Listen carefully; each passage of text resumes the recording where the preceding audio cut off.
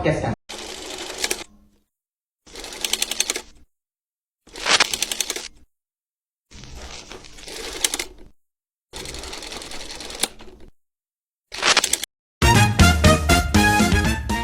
Dengan multimedia di sekolah ini, kira-kira itu seperti apa, Bu? Multimedia di sekolah ini. Iya. Langsung pertanyaannya. Masih biasa. Masih biasa. Oke. Multimedia di sekolahan kami ini ya bisa diketahui ya. Sekolahan kami ini baru 2 tahun berjalan dan baru ada kelas 1 sama kelas 2. Oh, baru kelas 7 sama kelas 8. Oh, baru SMP, Bu ya. SMP baru sampai 2. Kita belum ada menamatkan. Biasanya kan sekolah-sekolah lain tahun ini dia menamatkan Iya, ya. menamatkan biasanya ya. Ada Ada acara wisudanya. ada wisuda. Cuman kita untuk sekarang ini masih santai gitu ibaratnya, belum terlalu banyak. Dan untuk multimedia kita bisa diketahui lah ya, karena kita masih awal, masih ibaratnya tuh sekolahan yang masih baru merangkak. Untuk multimedia kita kurang, belum sepenuhnya ada. Cuman ada beberapa seperti ya Infokus ya. Infokus sudah tersedia, Infokus sudah ya? ada. Tapi kan seharusnya kan setiap sekolahan ada satu. Kalau sekolahan-sekolahan yang apa namanya, sekolahan-sekolahan yang bagus gitu kan, yang udah maju, karena kita masih awal, jadi Infokus 1 itu untuk dua lokal.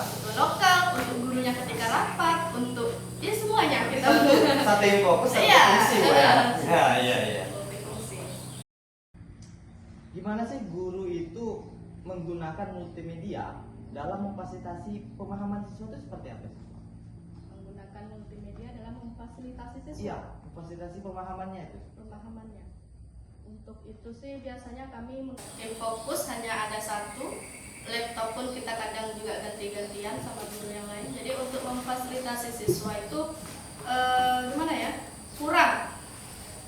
Jadi mereka seharusnya pengennya kan kayak tiap hari gitu, kami itu maunya menggunakan multimedia. Ustazah, saya hari ini mau menggunakan ini multimedia, tapi karena kita keterbatasan itu tadi multimedia, jadi tidak setiap hari kita menggunakan. Setiap hari berarti kan, karena tadi kan terbatas gitu ya. Terbatas, jadi bisa kadang seminggu sekali dalam satu mata pelajarannya ya, bisa 2 minggu sekali kayak gitu.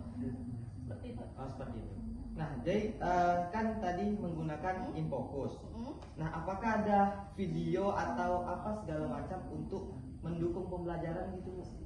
Oh, kalau itu biasanya di bidang mata pelajarannya masing-masing ya. Kalau saya kebetulan saya pegang PAI, saya pegang seni budaya juga. Jadi untuk PA ini biasanya tidak seberapa menggunakan multimedia karena dia lebih ke praktek. Oh, praktek. Jadi misalkan kalau ada sholat, ada ya kayak kita tunjukkan cara sholat, kan bisa sholat. ditunjukkan pakai video. Tapi kan kita lebih bisa, bukan sombong ya.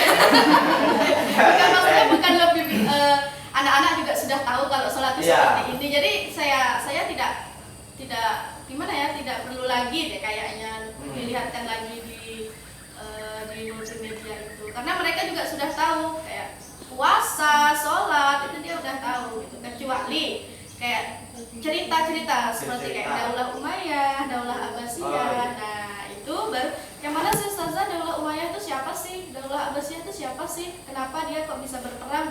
Nah dari situ kita tunjukkan, ini loh videonya, ini Daulah bisa pakai video gitu ya. Kalau tak pakai video berarti dia kalau praktek bisa lebih real ya. Kalau kita bercerita mengenai yang sejarah, dia bingung. Oh, dia kalau sejarah itu dia lebihnya mau nonton. Sejarahnya yang mana sih Ustazah? Kalau cuma kita ceritakan aja, dia cuma membayangkan aja tuh. Yang mana? Kalau kita tunjukkan ya. Jadi kalau kita tunjukkan ke multimedia langsung dia tahu. Oh ini penyebab dia kelahi memperebutkan tahta. Oh ini seperti itu. Nah jadi selanjutnya, jadi kan tadi menggunakan multimedia, kemudian menggunakan video. Nah di sini nih gimana sih kesiapan teknis dan keahlian guru? Kesiapan teknisnya. Iya.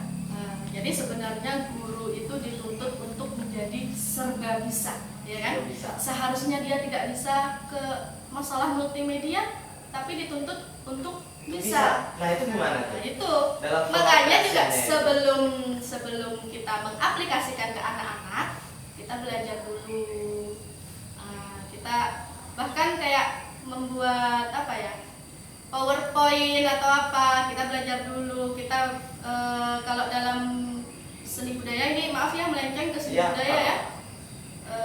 Apa sih itu seni, misalkan seni modern, kontemporer itu apa, seperti apa. Nah, kita belajar itu terlebih dahulu.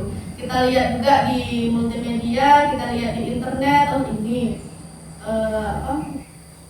apa namanya itu, seni modern itu seperti ini, gambarnya tuh ini. Setelah itu kita kasihlah ke anak-anak, kita kasih tahu gitu. Kasih tahu. Bisa dari YouTube ya kan? Dari YouTube berarti ya. Tidak dari YouTube sih, itu lebih ke internet sih. Kalau saya sih yang kayak gitu ke internet. Kita kasih tahu nanti karena kita laptop juga itu gantian sama yang lain kan, jadi kita print gitu gambar-gambar tuh. Ini loh sebenarnya yang seni modern tuh yang kayak ini, gambarnya tuh seperti ini. Seni yang kontemporer tuh seperti ini, yang tradisional tuh seperti ini. Itu kalau dalam seni budaya. Kalau dalam itu gimana Bu? Kalau dalam itu saya katakan tadi, Ya. dia tidak Menggunakan praktek.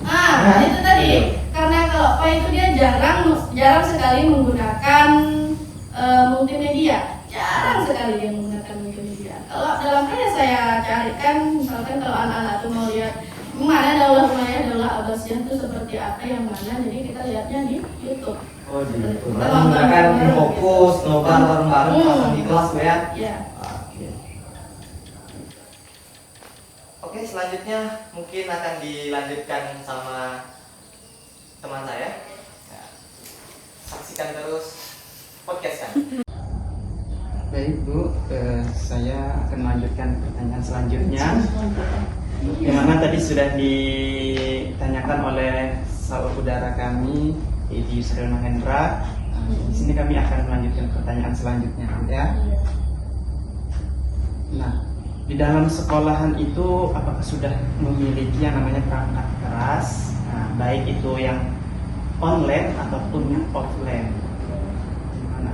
Dalam fasilitas ini ya, SMP Mahatafidz Hidayatul Quran. Jadi untuk perangkat keras kami sudah ada. Sudah saya katakan ada, cuman belum ada lebih gitu. Hanya ada satu perangkat keras kami ya, proyektor. Infokus itu proyektor ya? Ya, fokus. Infokus sama proyektor sama nggak sih? Sama aja sebenarnya. Beda bahasanya kan ya. Oke, proyektor kayak laptop itu ada, cuman belum banyak, belum memadai gitu. Seharusnya kan kalau di sekolah-sekolahan yang sudah maju, yang sudah lama berdiri, dia biasanya setiap anak ketika mata pelajaran apa namanya itu TIK, nah itu dia megang laptop masing-masing gitu kan. Kalau kita belum ada. Jadi ketika ada pelajaran PD Informatika itu kita hanya menggunakan satu laptop dan satu proyektor tadi. Jadi belum begitu. Kalau menurut saya sih sejauh ini ya sudah belum, gimana ya? Gimana? Ayo. Itu kan biasanya tuh ya di dalam menggunakan proyektor itu biasanya ada memiliki hambatan ya?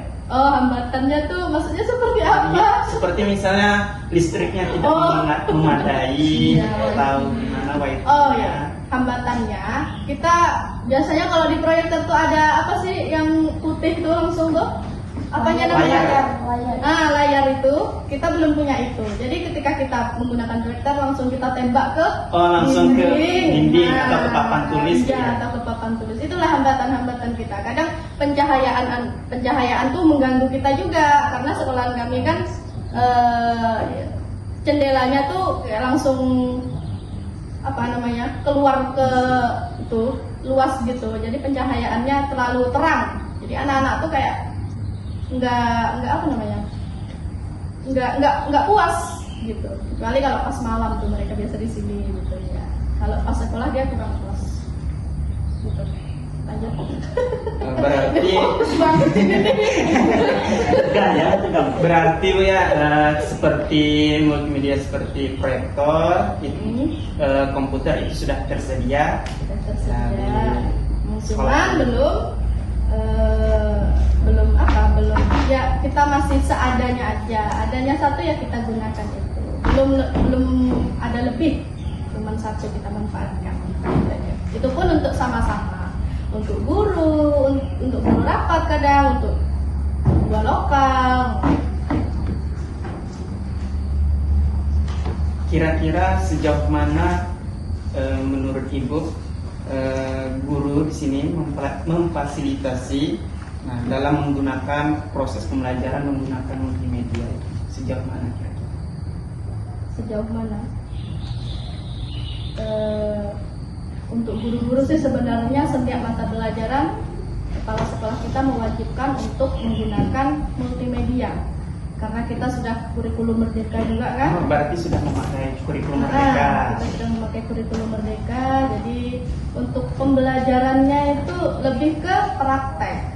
Jadi kalau zaman dulu kan sebelum kurikulum merdeka itu guru hanya menceritakan sampai berbunyi, kan ya. Sebelum adanya multimedia, jadi anak tuh kadang mendengarkan, kadang tidak. Tapi ketika kita menggunakan multimedia, anak tuh semangat. Ya. Aktif jadinya Bu ya. Jadi sejauh mana saat ini ya semua guru memang sudah menggunakan multimedia. Kita ganti-gantian. Nanti minggu ini guru ini yang menggunakan multimedia, hari minggu ini guru ini ya. Berarti yang menggunakan multimedia ini sudah semua kelas, Bu? Dua kelas memang sudah menggunakan multimedia dan semua guru memang sudah diwajibkan menggunakan multimedia.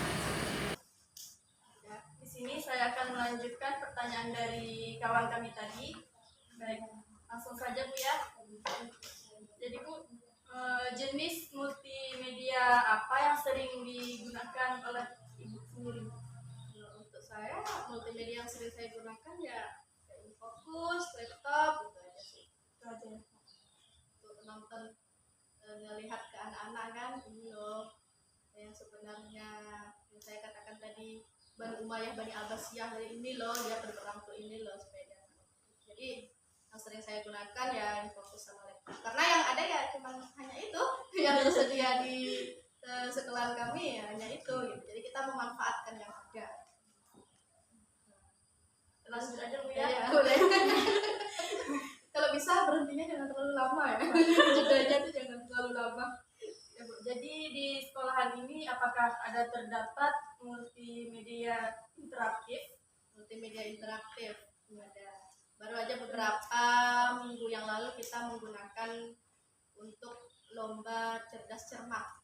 Nah, kita menggunakan multimedia interaktif itu seperti ini. Yang kita gunakan kemarin sih kayak quizzes, word wall itu kita menggunakan. Tapi di luar dari lomba itu kita menggunakan mungkin guru-guru yang lain menggunakan kayak PowerPoint itu sering. Kalau Ibu sendiri tadi berarti menggunakan kayak quizzes gitu ya? Quizzes, terus word wall gitu kan. Quizzes itu kayak mungkin bisa dinampakkan lah nanti quizzes itu di atas itu quizzes gitu ya. Nah gitu lah itu. Boleh. Melanjutkan dari pertanyaan saudari Anissa Saputri. Yang pertama, bagaimana respon siswa terhadap penggunaan multimedia di saat pembelajaran? Apakah siswa Ibu tertarik dengan pembelajaran tersebut? Oke, sangat tertarik. Bahkan dia kalau mau setiap hari dia menggunakan multimedia, dia lebih karena apa ya? Karena dia tidak karena ini kan sekolahannya gabung dengan pondok kan, jadi dia tidak diperbolehkan bawa HP. Jadi dia sangat senang gitu, suka dia semangat ketika kita belajar menggunakan multimedia. Kalau kita ada datang gitu bawa laptop, kita bawa kita nonton gitu ya, kayak gitu anak-anak tuh dia lebih suka kita menggunakan multimedia karena saya katakan tadi kalau kita bercerita dia bosan. Ada yang tidur, kadang tidak ada yang memperhatikan. Kita sebagai guru kalau nggak diperhatikan kayak mana? Sakit hati kan? Sakit kan? Kita menjelaskan sampai berbuih mulut tapi dia tidur. Enaknya dia tidur kan? Itu seperti itu. berapa efektif penggunaan multimedia dalam meningkatkan partisipasi dari dan pemahaman siswa. Sangat efektif. Sangat efektif. Jadi itu tadi saya katakan. Sebenarnya menggunakan multimedia efektif. Tidak menggunakan multimedia efektif juga. Cuman dia lebih efektif menggunakan multimedia. Gitu. Jadi dia tahu kan, oh itu toh yang namanya ini, oh gini toh cara menggunakan ini, gitu. Kalau kita tidak menggunakan multimedia kan cuma kita bilangkan, kita praktekkan, dia tak paham. Kalau kita tunjukkan dalam video misalkan, kita tengokkan di video, gini cara membatik misalkan, begini cara kita menggunakan cara mengkafani mayat misalkan, kayak gitu kan, seperti itu sih. Baiklah Bu, saya ingin langsung aja Bu ya. Langsung aja. Jadi Kita pakai embel-embel apa gitu dulu ya. ya, langsung aja. Kalau langsung aja tuh kayak berkesan terlalu tegang jadi. Ya. Nah, jadi yang ingin saya tanyakan itu Bu, apakah seorang guru tersebut memiliki tantangan Bu dalam mengimplementasikan multimedia di sekolah tersebut? Misalnya contohnya itu seperti kendala listrik sering padam itu tantangannya, ataupun yang lain-lain gitu. Untuk tantangan ya. Ini perasaan pertanyaannya kayak kembali ke Iya, atas lagi ya. ke atas. Jadi sudah saya katakan di awal tadi kan ya, untuk tantangan ya untuk saya sendiri itu tadi, untuk infokus belum ada layarnya, kita hanya langsung menembak ke dinding. Itu tantangan-tantangan semua guru kayaknya itu semuanya, karena anak-anak juga merasa kurang, jadinya dia kurang puas nontonnya kan, untuk melihat di layarnya itu kayak buram jadinya. Terus pencahayaan di ruang kelas kita juga belum terlalu terang gitu, belum ada, mungkin sebagian udah ada gordennya, sebagian belum ada. Jadi ketika mereka nonton nggak nampak itu buram. Itu Buram salah satu tantangan yang ada di sekolah kami. Terus Bu, sejauh mana seorang guru ataupun ibu dan siswa tersebut teredukasi tentang penggunaan multimedia dalam pembelajaran tersebut Bu? Kalau menurut saya ya, kalau guru insya Allah sudah teredukasi ya. Untuk siswanya kurang teredukasi. Dia belum tahu mengenai multimedia itu apa saja. Mungkin sebagian sudah tahu, tapi tidak semuanya tahu. Karena apa? Karena itu tadi juga kita belum mempunyai alat-alat multimedia yang lengkap. Harusnya kita punya beberapa laptop gitu ya. kan, untuk kalau bisa satu anak satu gitu kan. Karena sekarang ini kita belum punya, bahkan laptop pun kita gantian sesama guru kan, untuk anaknya juga gantian juga. Jadi kalau misalnya menurut saya, untuk siswa kurang teredukasi dalam multimedia tersebut. Jadi penggunaan dari multimedia tersebut siswa kurang memahaminya Bu ya. Kurang. Ya. Bukan Terus, tak paham ya, ya. dia paham cuman kurang aja gitu, kurang memahami. Jadi Bu, apakah ibu ataupun seorang guru yang lain itu ada pelatihan tertentu tentang penggunaan aplikasi multimedia tersebut Bu?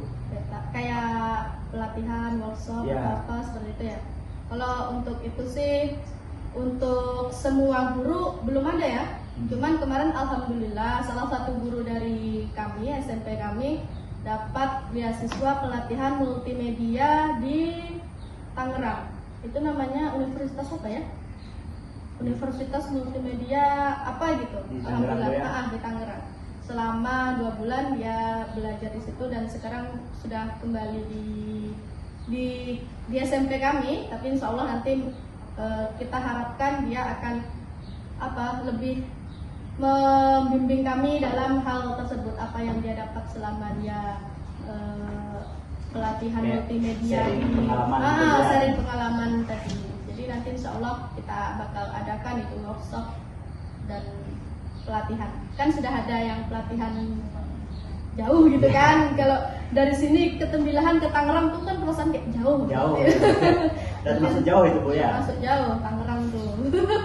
Jadi saya harapkan nanti kedepannya insya Allah akan diadakan workshop atau pelatihan. Untuk sekarang belum ada, hanya ada 1 guru yang sudah ada pelatihan ke luar kota. Baik Bu, sudah. Kalau Pak Ibu aja tadi di awal sudah ibu semua. Iya, oke. Bu, di sini saya akan bertanya kembali mengenai pertanyaan sebelumnya. Jadi pertanyaan saya ini berkenaan dengan rencana yang akan datang. Jadi menurut Ibu, bagaimana penggunaan multimedia ini seberapa efektif dalam penggunaan platform multimedia yang offline maupun online dalam pendukung pembelajaran? Offline dan online. Sebenarnya kalau menurut saya sih semuanya efektif ya. Offline efektif, online lebih efektif. Iya. Kayak gitu. Kalau offline tuh misalnya kayak kita menjelaskan, tapi juga ada menggunakan prakteknya, ya gitu kan. Nah, itu ya lumayan efektif. Kalau online lebih efektif karena dia juga kita jelaskan, kita praktekkan, kemudian dia juga tahu gitu, oh bahwa tata cara sholat jenazah itu seperti ini, kalau dalam melihat video itu seperti ini. Nah, kayak gitu. Seperti itu. Jadi kalau misalnya offline kan di luar dari kita cari multimedia atau video pembelajarannya di luar pembelajaran, maksudnya di luar waktu belajar gitu. Kalau online ketika pas pembelajaran baru dicari langsung gitu. Berarti yang lebih efektif sebetulnya yang online gitu ya. Iya. Karena Tadi lebih kan luas saya sumbernya ya. sebenarnya semuanya efektif kok, ya gitu. Kayak mana kalau nggak efektif? Orang zaman dulu aja mereka tidak menggunakan multimedia, buktinya semua orang jadi orang, kan? Nah, sebenarnya efektif aja. Multimedia ini hanya pendukung saja. gitu Pendukung ya. saja. Cuman kalau kita menggunakan multimedia itu lebih efektif. Lebih Seperti itu. karena juga mengikuti perkembangan zaman. Apalagi kita ini sudah di semuanya diwajibkan menggunakan kurikulum merdeka, ya kan? Tidak lagi kurikulum K13. Itulah sebenarnya banyak perangkat-perangkat ajar, guru juga bertambah, tugas-tugas guru juga bertambah, kayak gitu. Berat, tapi ya gimana lagi, harus kita jalani. Harus Mengikuti perkembangan zaman Iya. itu tadi. Ya, terima kasih Bu atas jawabannya. Selanjutnya, apakah nih ada rencana atau strategi yang kemudian akan dilakukan untuk meningkatkan penggunaan multimedia dalam pembelajaran yang akan datang? Harusnya ada. Banyak harapan-harapan kami untuk sekolahan kami ini, masalah multimedia kayak ya itu tadi, kayak fokus harus ada, setiap kelas harus ada, setiap anak punya Chromebook atau punya laptop masing-masing. Jadi ketika kita ujian yang berbasis komputer itu ANBK, jadi kalau bisa kita tidak numpang gitu kan, Sudah punya sendiri. sudah punya sendiri. Ini kan karena belum ada, otomatis nanti kalau belum ada alatnya bisa jadi kita numpang ke sekolah lain. Cuman kalau sudah ada alatnya kita bisa sendiri gitu, tak perlu lagi kita numpang. Harapannya agar bisa lebih mandiri lagi. Agar lebih bisa mandiri. Oke. Kemudian bagaimana tingkat dukungan dari pihak sekolah dan manajemennya terhadap penggunaan multimedia dalam pembelajaran? Sangat sangat didukung sama kepala sekolah. Bahkan kepala sekolah itulah tadi mewajibkan semua guru wajib memahami mengenai multimedia. Oke, baik, pertanyaan terakhir Bu. Jadi bagaimana ketersediaan konten multimedia yang sesuai dengan kurikulum khusus untuk materi pembelajaran agama Islam PAI? Untuk PAI ya, berarti khusus untuk PAI. Sudah saya katakan di awal bahwa kalau untuk PAI mata pelajaran saya sendiri, saya memang jarang menggunakan multimedia tersebut. Kecuali materinya seperti kayak materi yang sejarah, nah itu saya menggunakan multimedia. Cuman kalau materi-materi kayak tentang puasa, zakat, nah itu saya belum menggunakan multimedia karena menurut saya untuk itu saya menggunakan multimedia kayak nonton kayak supaya mereka tahu gitu kan. Cuman kalau sejarah tuh kalau kita dongengkan, kita bicarakan, kita bercerita, mereka cuman kayak gini aja. Mungkin dia membayangkan, tapi tidak terbayang mungkin. Nah, jadi ngantuk juga, berasa didongengin kan. Jadi ketika kita menggunakan multimedia pas sejarah, itu dia paham.